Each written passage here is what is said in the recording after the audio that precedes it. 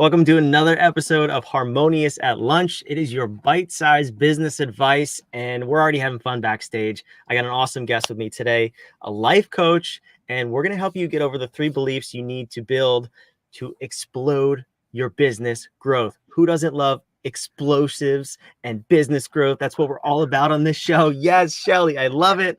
We're jacked up over here. Harmonious at Lunch, though, why are you here? Like I said, it's the bite-sized business advice. It's those little nuggets that you need to help grow your business and take it to the next level. We provide the context to the surplus of content in the world. If you can't make sense of it, why would you listen to it? So we're going to tell you what you're hearing, how to hear it, how it applies to your business. And we're talking about mind, body, and business today. So woof, that's a mouthful. I'm excited to dive in. First and foremost, though, Shelly, welcome to the show. Good to have you here. Brandon, I can't wait to be here. I've been waiting for it all week, and now we're here, and we're going to talk all about like what is going on in your head when you're like thinking about your business and you're like, why isn't it growing? Like, what is going on? What do I need to get done this week to shift my business forward? That's amazing. I won't tell you what's going on in my head because you don't want to know, and the audience probably doesn't want to know either. But we want to figure out what's going on in their head and what might be holding you back. So before we dive in, I mentioned you're a life coach. You help entrepreneurs. You help a wide range of people, but we're talking to business owners today. How did you get into life coaching? So I got into life coaching because basically my head exploded. I had a baby. It came out, and I went immediately into postpartum anxiety. Which really, really sucks. If you've been there, it's just not fun. It is solvable. It is something that is temporary and treatable with professional help. And I got lots of professional help, but I got it a little late. It took about 2 years to really get properly diagnosed. In that time, my brain decided to just hate on itself. So like that little groove that goes around in your head and tells you how good you are, mine was like, you're terrible, you're terrible, you're terrible, you're terrible, you're a terrible parent. So the counseling helped me kind of like get back to like functioning, sleeping with the 3-year-old, and coaching helped me like take that little opinion of myself and make it back into like, hey, I can do this again. Like, I'm good at life. I can build a business, all that good stuff. So I primarily talk to people that are feeling like they're not good enough, they're not worthy, and we get them back to feeling good and worthy and happy again. That's amazing. And it's such an important transition. First of all, to recognize that you're in kind of that rut and the need to get out of it.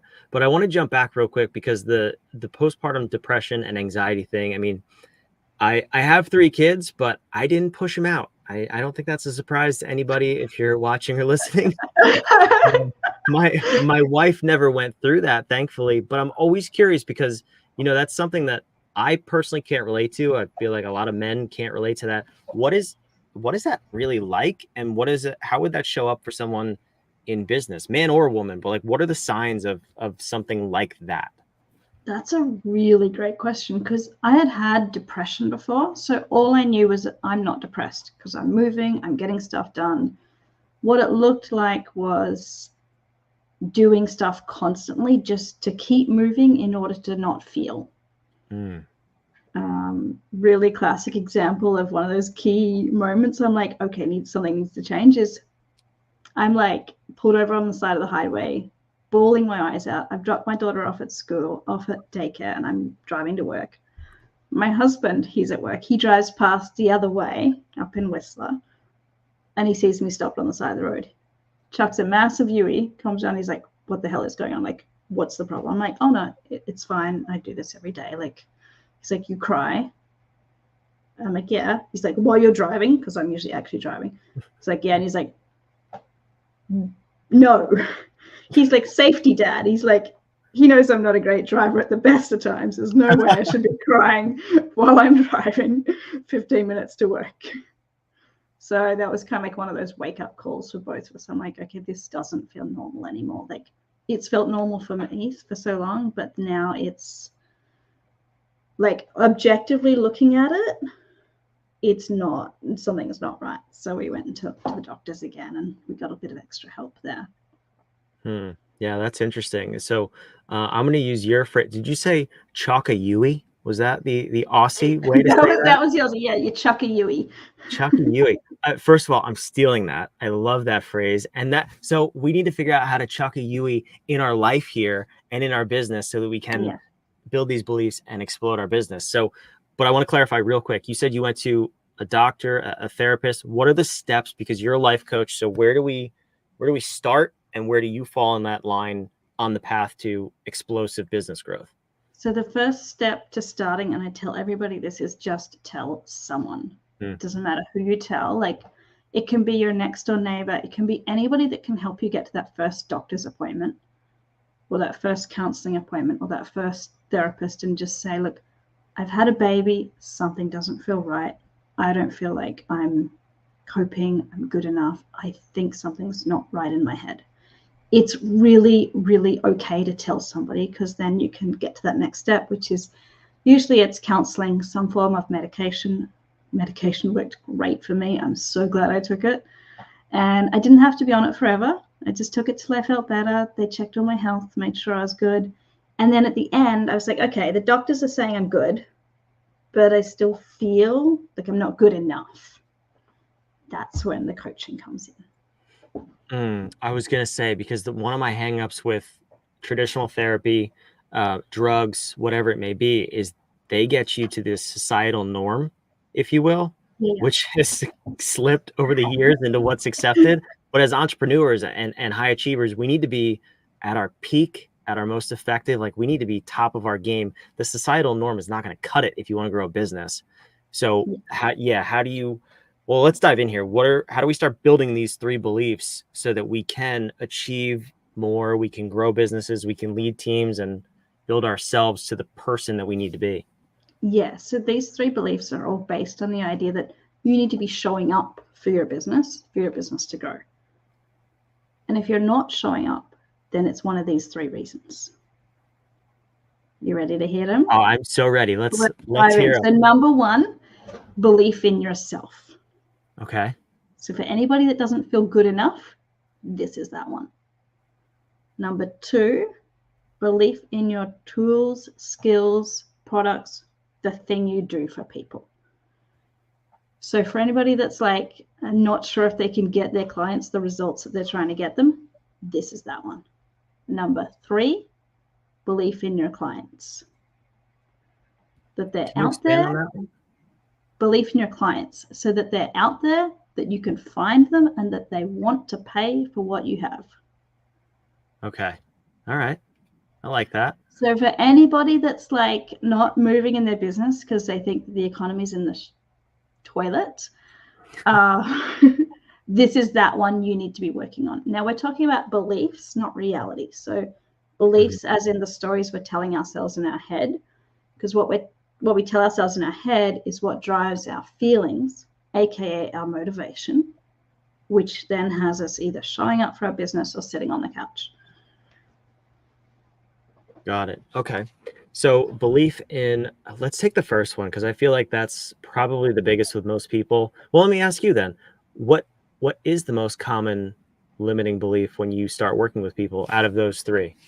It depends how they got into like their why, right? Like, if you get into your business because you've been let go of a job and you're really good at your, like a CEO, VP, consultant, you're going to come into your business knowing you can get the job done. You're really high belief in your skills and your tools.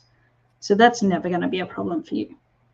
But if you come into your business with like an urgent need to help people with a thing, like you have the cure for tonsillitis or whatever, like you have the cure for a real problem in there, or like your kid's not sleeping, you're going to have such passion for your clients, but you're going to butt up this sense that you're not good enough to help them. Interesting.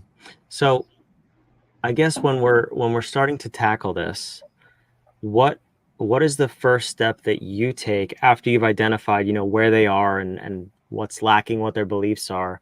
How do we start to build new beliefs, but not only just build new ones, totally eradicate the existing negative beliefs? Yeah, so it depends a little bit on how deeply they are and stuck in the hole, basically. So let's take the first one. When you don't believe in yourself, you've got other feelings that are happening instead. Guilt, shame, fear, any of those. When those are there, nothing else can move in unless we let go of those feelings. In order to let go of those feelings, you actually need to feel them.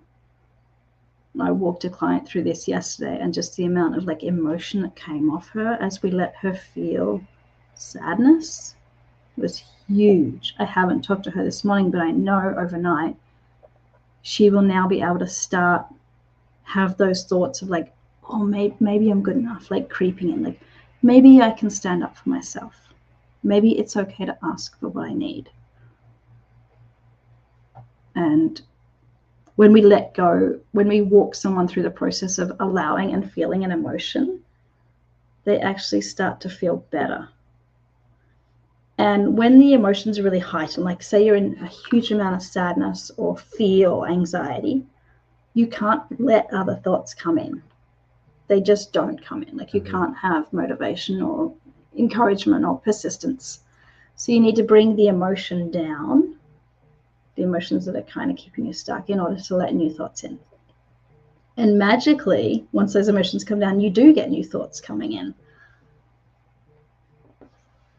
Yeah, that's really interesting. So when you're having them feel whatever the emotion is it, are you taking them back to the original moment that they started feeling it? How do you get them to really feel that effectively so that they can empty it? Yeah, that's a great question. So it's not like therapy. We're not unpacking an old thing. And I'm very careful in my coaching that there is a place for therapy. And if they need to be with a therapist or counselor, then that's a separate conversation. Yeah. We just let them have that feeling in their body. So like they bring it in, they notice where it is in their chest or their heart or their shoulders. And we let them imagine that that feeling has a color and that that feeling has a shape. And then I allow them to kind of imagine that shape comes out in front of your body. And then you can breathe and you can talk to it. And it sounds a little bit woo. You're talking to this imagined shape and color. But what's really happening is that your brain is starting to let new thoughts come out. So you're starting to tell yourself a new story that it's okay to be sad. It's okay to let feelings out. And then when you let that feeling out, you can start to see, oh, you're actually an incredible person. You've just been holding sadness down for so long. Mm-hmm. Yeah, I mean it might sound woo, I guess. I actually saw Tony Robbins do this at one of his events, and I don't know whose idea this was to do first, but anyway, I saw him do it, and I saw the woman's face like it literally changed immediately when she imagined this. It was like I think she said it was like a black jagged sphere kind of thing, and she was holding it, or imagining she was holding it, and her face and her whole body and demeanor just changed because it was now out here, and she was looking at it and speaking to it, like you said. And yeah, it's, this stuff might sound crazy unless you actually see it or experience it. I've never personally experienced it, but like I said, I have the experience of watching somebody through it. So that's really cool to be able to do. So with this woman you were working with yesterday, she's holding her colorful shape out here. She's feeling, what'd you say it was, sadness? Yeah. And she's talking to it. What are some of the things, not that she said like don't violate HIPAA or anything like that, but what are people usually saying to it, and then what do we do with this object once we've felt it? How do we get rid of it? So often it changes shape as we listen to what it's trying to tell us. It might change shape or change color or get smaller or turn into fog and float away as we're having a conversation. Like, why often it'll be something like, why are you here to protect me, or what are you protecting me from? And then there'll be some understanding or acknowledge that like, I don't need protecting anymore. You can let me go now. And I've seen this come through with lots, and it's a very similar type of conversation that often happens, like this idea that the sadness was here to keep you safe, but you're stronger now. You don't need the sadness anymore. So the sadness can go away. So it's like this sense of, I'm giving permission to release this thing that was here because I don't need it anymore. Mm-hmm. Yeah, that's really cool. And most of our fears and our anxieties do come from some sort of a protection mechanism that we've adopted through stories that we told ourselves, words that we continue to repeat to ourselves, and that's becomes our identity. Do you find that it's a lot of people saying I am statements, I have statements, like they own whatever it is, their existence or their problem? It's usually too early to do that. That's usually something that comes up and we actually work on it in usually around coaching session 8 or 9, when they've explored a bunch of different things and they're actually just choosing, now this is what I'm going to tell myself. These are now my thoughts that I choose to have about myself. When they're kind of like at a 6 or a 7, they're strong enough to think that this is what I want to tell myself. But I will point out, doing this kind of like internal, allowing the feeling work, when you first do it, you want to have somebody with you, because it's a little like trying to do dentistry on yourself. It's good analogy. Not recommended until you're very, very, very, very, very good at it. Yeah. Well, let me ask you on that note, I mean, what could happen, not if you try to drill your own cavities out, but if you try to do this unsupervised? It's like playing with matches, right? Like don't play with matches if your parents aren't home. But what could happen to somebody if they tried to take this advice that we're speaking about and do it on themselves? Yeah, so they're not going to hurt themselves in any way, but they might kind of perpetuate the story they're telling themselves versus knowing how to release it. They're not going to put themselves in any greater trauma than they're already in. But it's kind of going to be like not actually finding the cavities, not actually filling the holes. Yeah, that's okay. Well, that's good to know, at least, that you're not going to make them any deeper, really, or go into any more pain. But then let me ask you this question too, because I see this a lot with other people, and full disclosure today with myself. How do you separate the difference between these negative beliefs and holding yourself back versus maybe just a little bit of burnout or exhaustion? And full disclosure, before you answer the question, actually, as a matter of fact, I can prove it. I posted on Facebook. It was just an engagement post with my followers, and I said, I'm just not feeling it today. Like I'm not. What do you do when you're at your A game? And I don't know if I need to go through this work or if I just need a nap. Like, how do you diagnose the difference? Because for me, it could be one or the other. I'm leaning towards nap, but do I have to lean towards this sort of work that we're talking about? How do you help somebody through that? Well, it's a little bit of practice of like trying it. Like, okay, I think today's a nap, and then you wake up from a nap. You're like, whoa, I guess that wasn't the thing I needed today. So you got to get a little practice at like.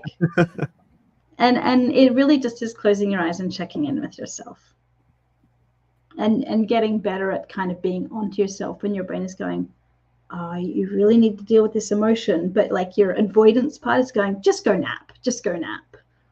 And you might listen to the napping words for a while, and then eventually you'll be like, oh wait, no, I knew it all along. I need to go deal with this particular feeling and emotion. Like, that's what's coming up again. And it will come up again and again until you kind of take care of it. Yeah.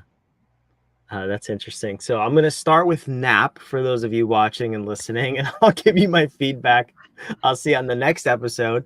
We'll see what's going on then. But no, I mean, for me, it's very rare, but I know we've been in the middle of a launch and building, and it's like, it just catches up. And I think that's normal too, for those of you listening. So start with nap, then we're going to reach out to Shelly. So I want to put your website on the screen here.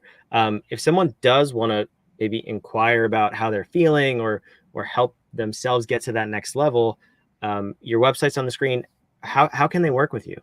Well, the best way to connect with me is either by jumping on my mailing list and hitting reply to an email, or just finding me on Facebook and sending me a message via DM. Just reach out, because I know how hard it is to just reach out to somebody. How people actually start to work with me is they book a consult, and we have a very private little Zoom screen consult where we find out what's going on in their head. And then in that consult, it's a decision, well, do they want to coach with me or not? And we just work through what that looks like. And we do all the hesitations. We're like, oh, I'm not sure I want to. That's all part of the consult. Like, it's a really, really structured way to just make a decision on what's next for you. That's awesome. I know you said it was a 12-week process, but I'm sure people come out on the other side looking totally different and way more energized than when they go in. Totally. And it's really incredible to watch my clients go through that and come out at the end and they're like, wow, I couldn't imagine I could have changed this much in 12 weeks. Yeah, that's incredible. I love stories like that. Well, Shelly, I appreciate you coming. This is it's a topic that probably not a lot of people want to talk about. Kind of like you hinted at right there, but it's necessary. And in terms of the harmonious architecture and what we talk about on this show, how do you hear this information, right? That's the promise I made in the beginning. And it's simple. We talk about mind, body, business on this show. Harmonious is business. It's the business architecture that every business needs to have implemented to scale their business efficiently.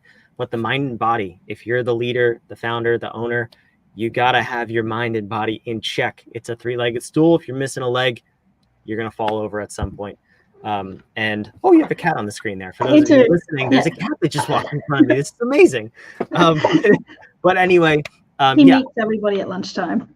I love it. Well, he heard lunch and bite size and he was like, I want some. That's awesome. So when you're hearing this information, first and foremost, join me, take a nap. We're going to take a nap right now. We're going to see if this feeling goes away. And then if we need to, we can take that next step. But seriously, if you need help, if you are crying in your car on the side of the road, these are not things to be ashamed of. They are problems that can be solved by the right people. And thankfully, we have Shelly here, who is one of the right people who can help you solve that problem. So Shelly, thank you again. This is a great episode.